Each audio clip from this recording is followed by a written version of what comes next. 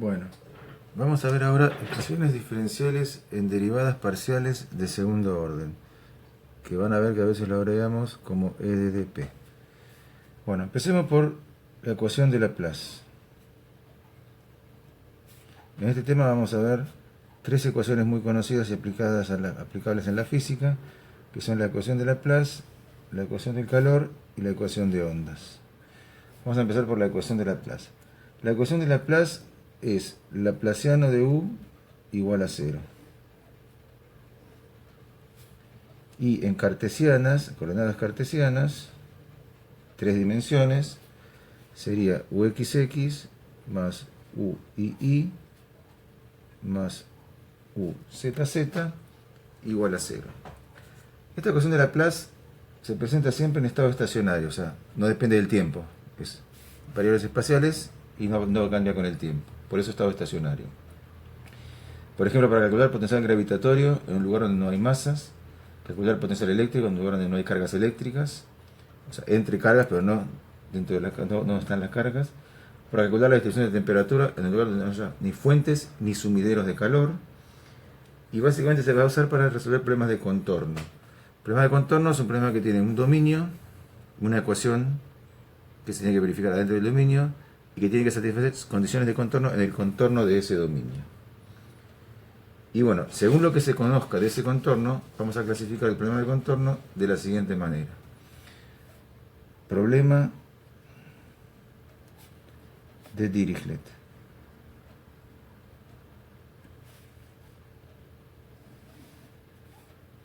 Vamos a ejemplificarlo para R cuadrado. Dijimos que teníamos un dominio D en el cual se verifica laplaciano de u igual a 0. Y esta ecuación tiene que verificar que u de x y z, o de xy, perdón, es igual a f de xy en el contorno. El problema puede ser de Neumann.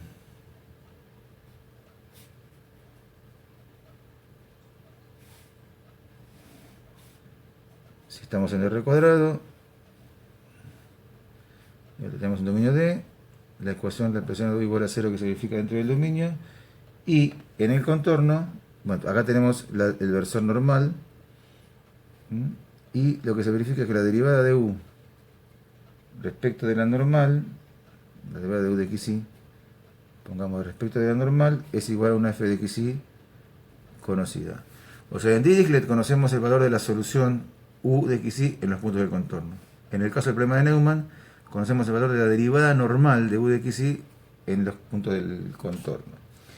Y el problema puede ser ni uno ni otro, sino que un problema mixto, que en algunos puntos se conoce la función solución y en otros se conoce la derivada normal de la solución.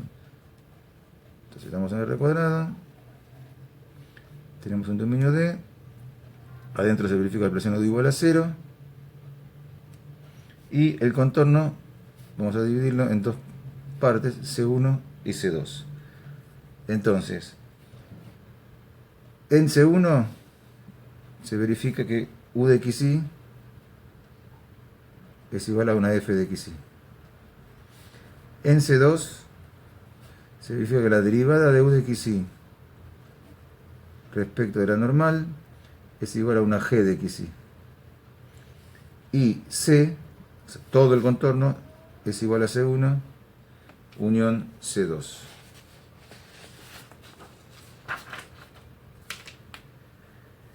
Bien. Vamos a demostrar ahora una propiedad. Ahora vamos a hacer una serie de propiedades que van a recordarles temas de análisis 2. La propiedad es u por laplaciano de u es igual a la divergencia de u gradiente de u menos el cuadrado del módulo del gradiente de u.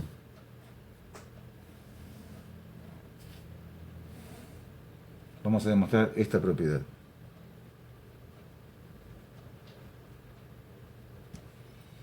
Bueno, sea una u de xy, o sea, R cuadrado en R. Entonces, de acá vamos a tener que el laplaciano de u va a ser igual a uxx más U y I. Acá estamos en dos dimensiones. Y al mismo tiempo de acá vamos a obtener que el gradiente de U es Ux en el versor I más Ui en el versor J. ¿Está bien? Vamos a ir armando todos estos elementos de la propiedad. U, gradiente de U, es U por esto. O sea, U por Ux en versor I más U por Ui en versor J. Bien, por otro lado, acá tenemos U gradiente de U. Ahora le vamos a tomar la divergencia.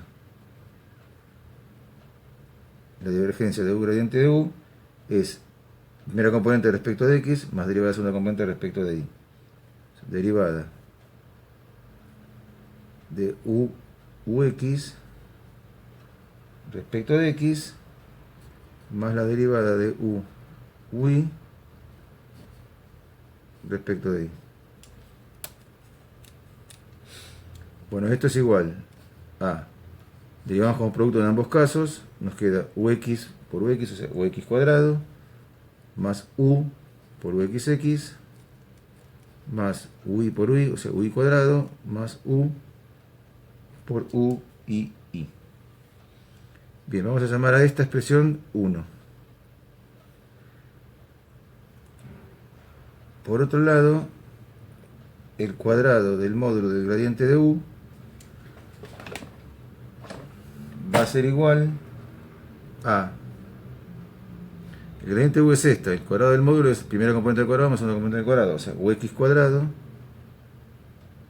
más Ui cuadrado. Y a esto lo llamamos 2. Vamos a terminar este teorema acá, que nos entra. Finalmente, si hacemos 1 menos 2,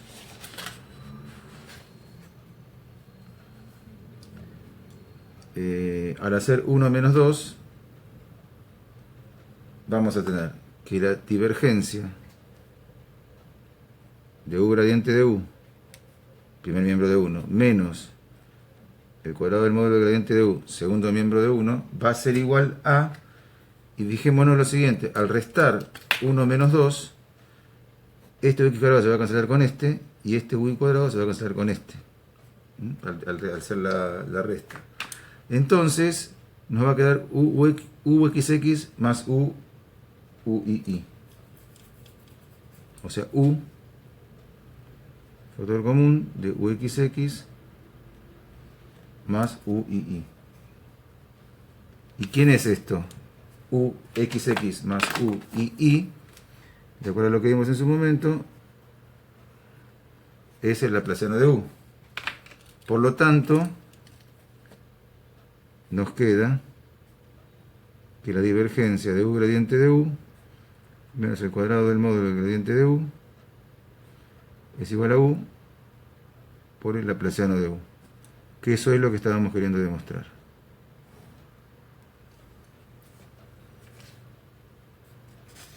Bien.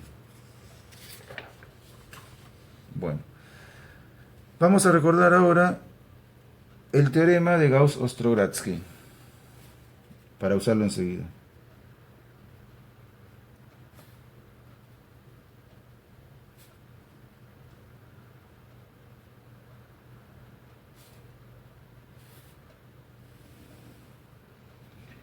Bien, este teorema dice que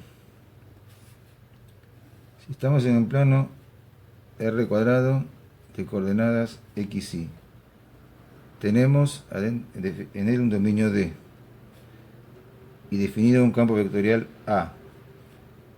Tiene un contorno C, ese dominio D, diferencial de camino, versor normal.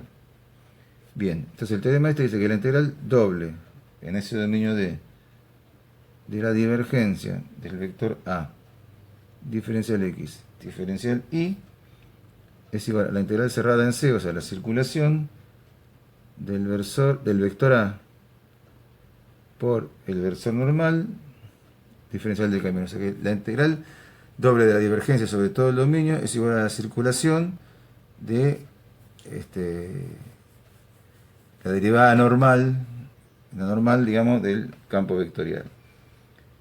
El vector debe ser continuo en sus derivadas parciales primeras, en sí mismo y en sus derivadas parciales primeras, sobre D y C. Y C es una curva cerrada simple. Bueno, bien, vamos a demostrar a partir de acá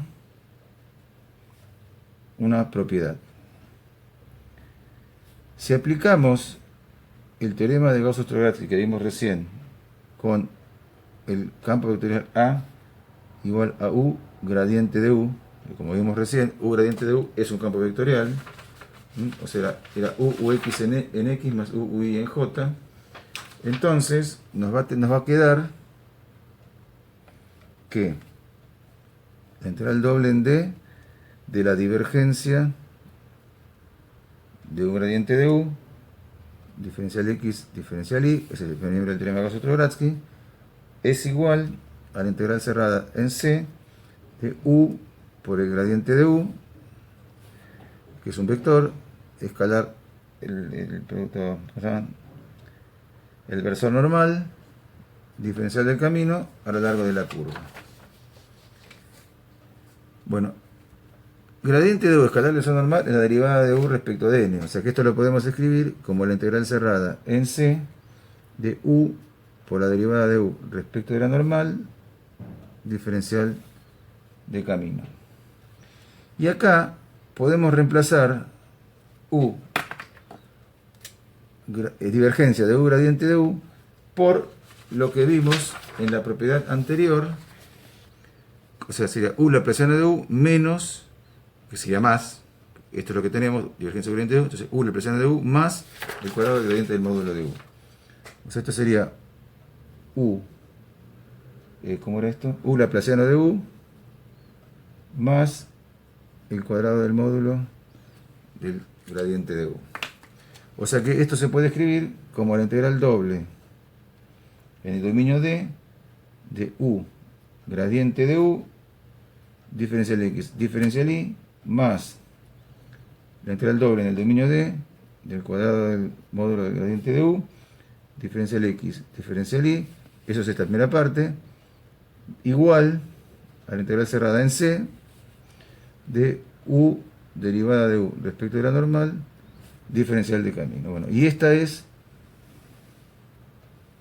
la propiedad que queríamos demostrar. Bien, vamos ahora al teorema de unicidad.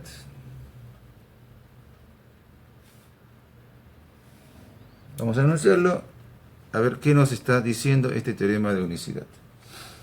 Bueno, el teorema de unicidad nos dice, hipótesis 1, el laplaciano de U de xy igual a 0. Hipótesis 2, U de xy es continua en D unión C. D unión C es el dominio incluido su contorno. Hipótesis 3, U de xy es igual a f de xy en C1, que es una parte de ese contorno y que no es vacía. O sea, hay al menos algún punto donde se conoce el valor de la solución.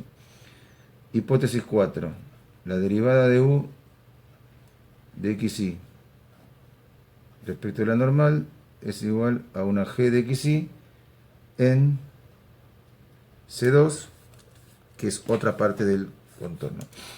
De manera tal que, hipótesis 5, C es igual a C1 unión C2. O sea, en todos los puntos del contorno del dominio se conoce o el valor de la solución U de xy o el valor de su derivada normal. Bueno, esto implica que U de xy es única. Bien, este es el teorema de unicidad. ¿Qué nos está diciendo? Bueno, primero vamos a hacer un dibujito complementario para que quede acá. Acá tendríamos el dominio D, C1, C2.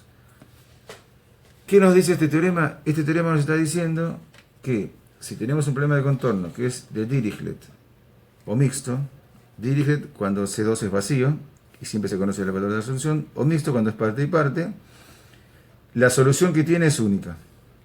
O sea, por cualquier camino que lo resolvamos, vamos a obtener la misma solución. Bien. Vamos a hacer la demostración de este ¿cómo se llama? Teorema. Bien. Vamos a considerar sean U1 de xy y U2 de xy que cumplen H1 a H5. O sea que hay dos soluciones diferentes. Vamos a mostrarlo por el absurdo. Vamos a empezar a suponer que hay dos soluciones diferentes. Y si todo va bien, vamos a llegar a demostrar que esas dos no son dos, sino que es una sola. Bien. Entonces, sea V de xy, V mayúscula de xy, igual a U sub 1 de xy menos U sub 2 de xy. Armamos una V mayúscula con la resta de las dos funciones que supusimos soluciones. Bien, entonces empecemos a ver. Vamos a ver el laplaciano de V de xy. El laplaciano de V de xy va a ser igual al laplaciano de U sub 1 menos el laplaciano de U sub 2, porque el laplaciano es un operador lineal. Entonces va a ser igual al laplaciano de U sub 1 de xy menos el laplaciano de U sub 2 de xy. Y esto, por hipótesis 1, es 0 menos 0, porque tanto U sub 1 como U sub 2 cumplen las hipótesis. O sea que el laplaciano de U sub 1 es 0, el laplaciano de U sub 2 es 0, por hipótesis 1.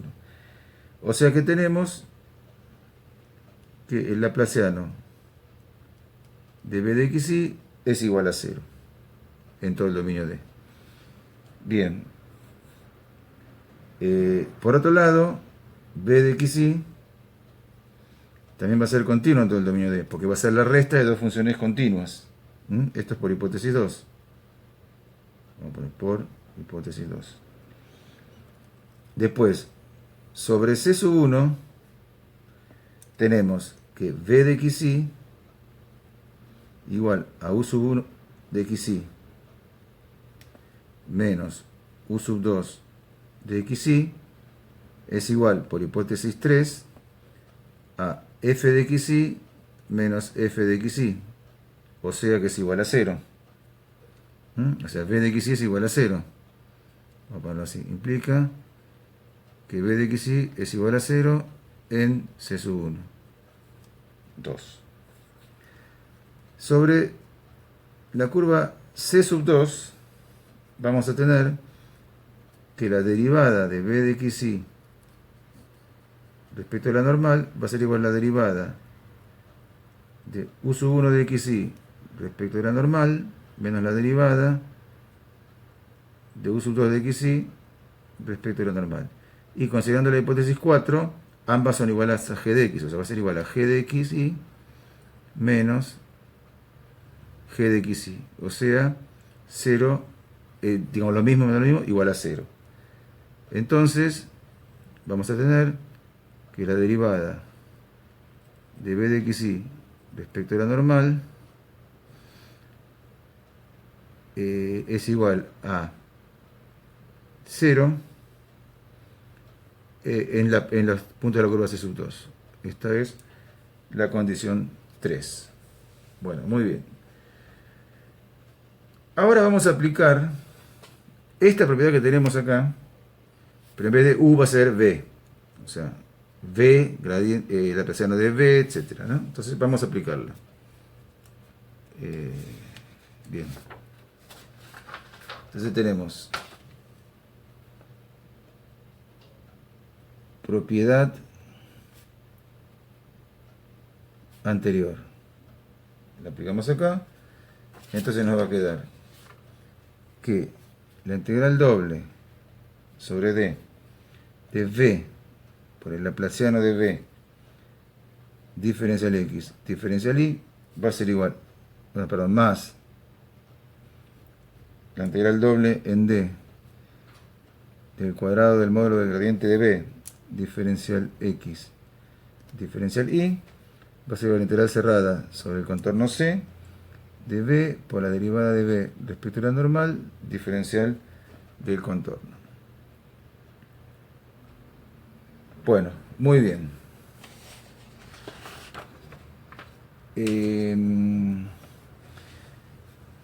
Entonces, bueno, esto lo vamos a reemplazar, la integral de la circulación, vamos a escribirlo en dos tramos, C1 y C2. O sea, integral ya no cerrada sobre C1 de B, derivada de B respecto a la normal diferencial S, más integral sobre C2 de B, derivada de B respecto a la normal diferencial S. Bien, entonces ahora vamos a ver entre este primer miembro y este último, que es la expresión que armamos, vamos a analizarla. Este es laplaciano de B, esto es igual a 0 por lo que dedujimos antes,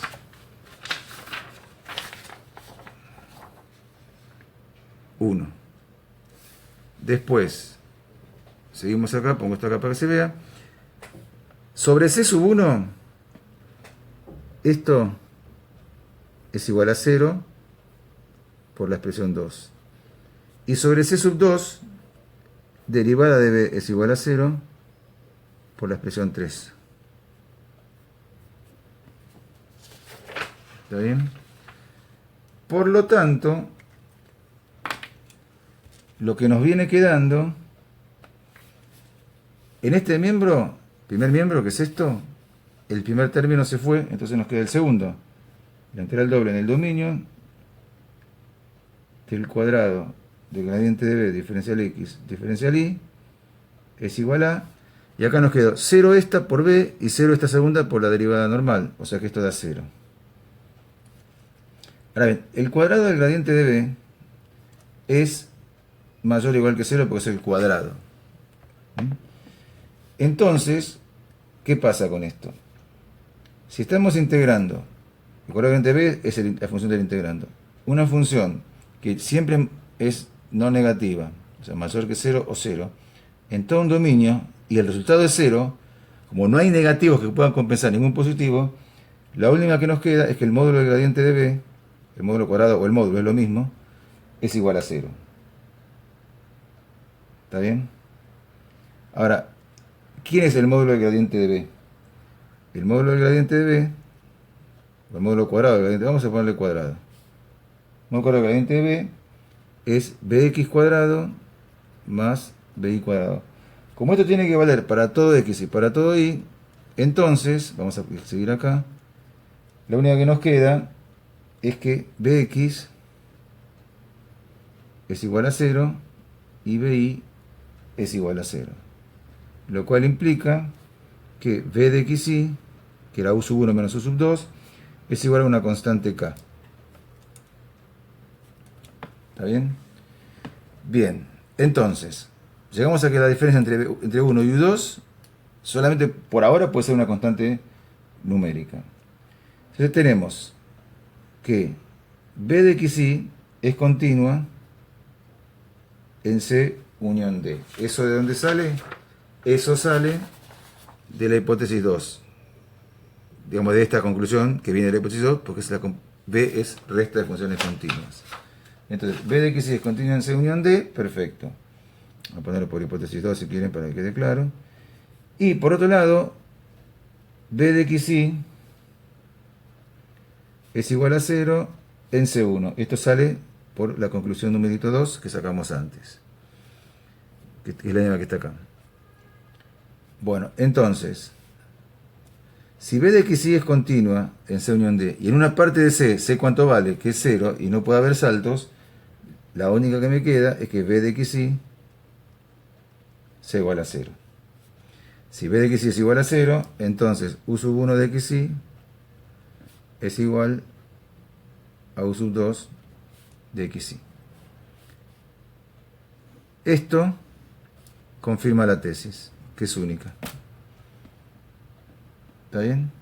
Ahora, ¿qué pasa si C1... vamos a poder hacer una pequeña observación para completar esto. ¿Qué pasa? Bueno, cuando tenemos que el H1 se cumple, tenemos que C1 no es vacío.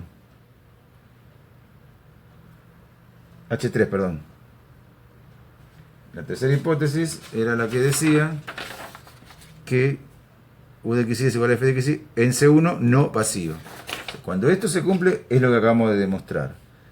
se verifica que b de xy es igual a 0, y por lo tanto lo que vimos recién, u de xy, u sub 1 de xy, perdón, es igual a u sub 2 de xy.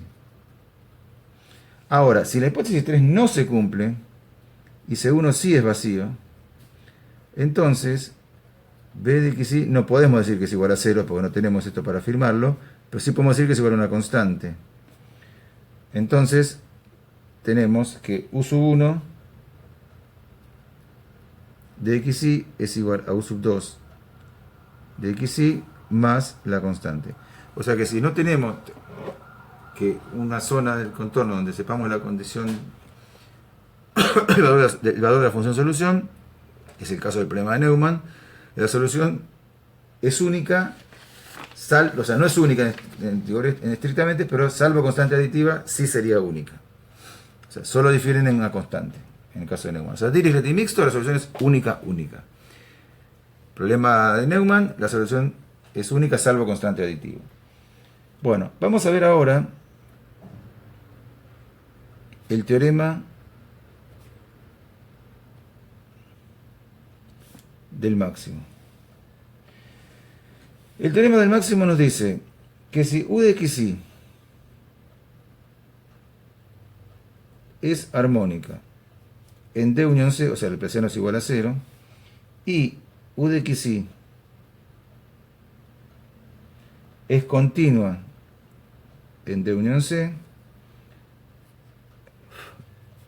entonces el máximo valor de la función u de xy pertenece al contorno. O sea, está en un punto del contorno. Bien, vamos a demostrar este teorema en primer lugar. Bueno, sea u de xy distinto de constante en un dominio D. Entonces, como por H1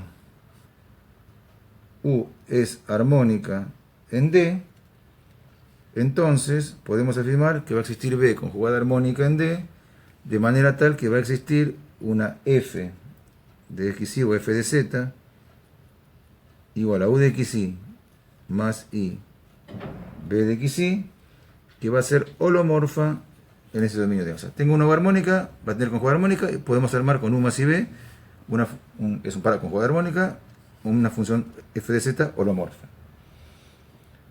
Bueno, entonces ahora supongamos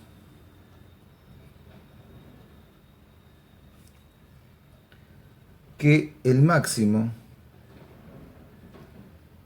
del módulo de f de z, no puedo decir el máximo de f de z porque no tiene, es compleja, fundamentalmente compleja, las imágenes son complejas y no hay relación de orden C, pero el máximo del módulo sí puedo decir.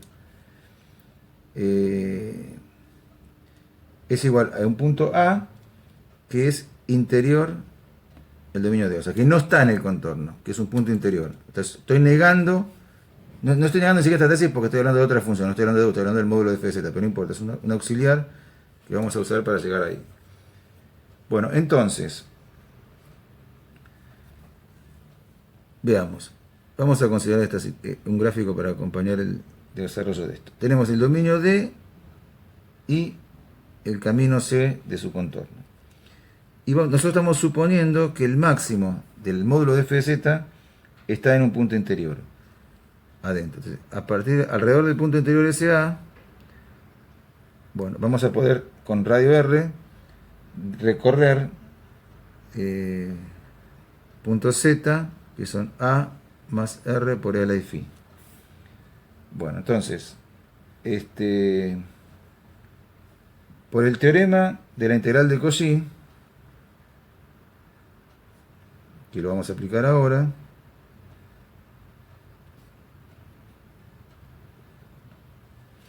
podemos decir que f en A es igual a 1 sobre 2 pi por i, integral cerrada de f de z sobre z menos a, f de z es holomorfa, así que no tenemos problema, cumple con esa hipótesis de Cauchy. Diferencial z en módulo de z menos a igual a r, o sea, en este arco. Bien. Entonces, si nosotros usamos el hecho de que z menos a la parametrizamos como r real a y phi, con phi perteneciente a 0,2pi, por ejemplo, entonces vamos a tener que f de a va a ser igual a 1 sobre 2pi por i, integral cerrada, ahora va a ser integrante 0 y 2pi, vamos a pasar a phi, de f de z, o sea, a más r por l y phi, sobre z menos a, que es r por l y phi, diferencial z, que si z es esto, z menos a es esto, diferencial z es i por r por l y phi, diferencial phi. Bien. Esto implica que f de a va a ser igual a, bueno, r por l y phi se cancela con r por l y phi. Esta i que está acá con la i que está afuera. Entonces nos queda que f de a es igual a 1 sobre 2pi integral entre 0 y 2pi, y lo único que queda acá adentro es f de a más r por l y phi diferencial phi. Tomamos módulos acá a esta expresión, entonces nos queda que el módulo de f de a va a ser igual al módulo de esto. Pero vamos a aplicar una propiedad más, que es módulo de integral menor o igual que integral del módulo. O sea, acá vamos directo con menor o igual. 1 sobre 2pi, que sale afuera de los módulos. Integral entre 0 y 2pi. De el módulo de f de a más r por l y phi. Diferencial phi. Bien, a esta expresión la vamos a llamar 1.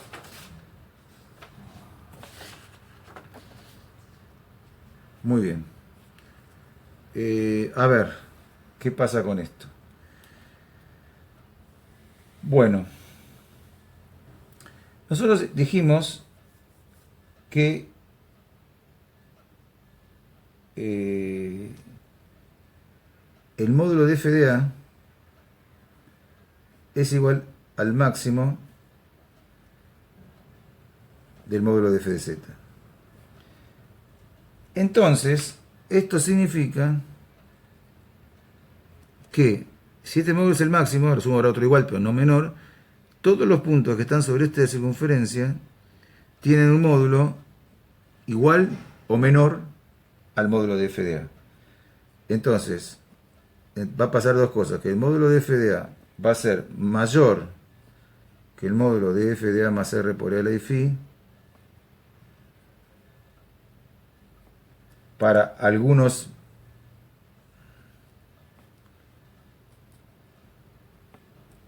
valores de phi, o el módulo de f de a va a ser igual al módulo de f de a más r por l y phi para el resto de los valores phi. ¿Está bien? Bien. Entonces, considerando esto, que el módulo de f de a o es mayor o es igual al valor de f de a más r de phi, o sea, el módulo de f en los puntos de la circunferencia, vamos ahora a considerar lo siguiente. Vamos a considerar la integral entre 0 y 2pi del módulo de f de a diferencial phi, que va a ser mayor que la integral entre 0 y 2pi del módulo de f de a más r por l y phi, diferencial phi. ¿Por qué mayor? Y porque f de a en algunos puntos es igual a este y en otros mayor. O sea que integrando todos o sumando todos los puntos de contorno va a ganar. Entonces va a quedar esto. Entonces, bueno, esto es una constante. Esta integral vale, vamos a ponerlo acá, vale 2pi por el módulo de f de a, porque integramos el módulo, que es una constante de la fuente, entre 0 y 2pi, diferencia del phi, es 2pi. Entonces pasamos el 2pi dividiendo y llegamos a que el módulo de f de a es mayor que 1 sobre 2pi integral entre 0 y 2pi del módulo de f de a más r por e a la phi diferencial phi. Esto es 2. Ahora resulta que, si recordamos esto, 1 nos dio que el módulo de f de a era menor o igual que esto. Esto mismo. 1 y 2 tienen el segundo miembro igual. Pero en un caso, el módulo de f de a es menor o igual que esto, y en otro caso es mayor que esto. No se puede hacer las dos cosas. O se es mayor o se es menor o igual. Con lo cual, llegamos a la conclusión que entre 1 y 2 hay una contradicción.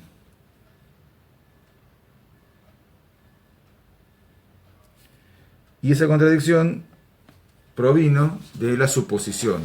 Y nuestra suposición fue esta módulo. Supongamos que el máximo del módulo de f de z igual a es punto interior a D. O sea que quiere decir que podemos decir que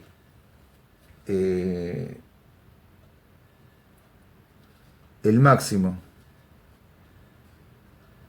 del módulo de f de z no pertenece al punto interior de D, o sea, pertenece al contorno C. Si no es interior, es de la frontera. ¿Está bien? Bien, entonces, ¿pero qué es lo que demostramos acá? Que el máximo del módulo de una función holomorfa está en el contorno, cuando la función es, bueno, holomorfa, así como dije. Bien, acá demostramos que el máximo del módulo de una función holomorfa se da en el contorno del dominio. Entonces, ahora consideremos la función e a la f de z. Esta función e a la f de z va a ser holomorfa en D. ¿Por qué? Porque f de z, que se obtuvo como u y su conjugada armónica, u más i b, es holomorfa. Como f de z es holomorfa, e a la f de z también es holomorfa. Esto implica que el máximo, de acuerdo a lo que acabamos de demostrar, del módulo de e a la f de z pertenece al contorno. ¿Está bien? Ahora, ¿quién es el módulo de e a la f de z? El módulo de e a la f de z es el módulo de e a la u de xi más i b de xi. O sea, e a la u de xi, el módulo de e a la u por el módulo de la ib, el módulo de b es 1, el módulo de la u es e a la u. O sea, e a la u. Quiere decir que este es el módulo de e a la f de z. Y el máximo de el módulo de e a la f de z va a coincidir con el mismo punto que es el máximo de la función u de xi. ¿Por qué? Porque bueno, el máximo de este módulo es el máximo de, como esto son igualdades, de e a la u de xi. Quiere decir que el máximo, como el máximo de este módulo, por lo que vimos recién, pertenece al contorno, entonces el máximo de esta función real de reparado en R también pertenece al contorno. O sea que acabamos de demostrar, por lo tanto, que el máximo de la función u de xi pertenece al contorno. Y esta es la tesis que estábamos queriendo demostrar de nuestro teorema.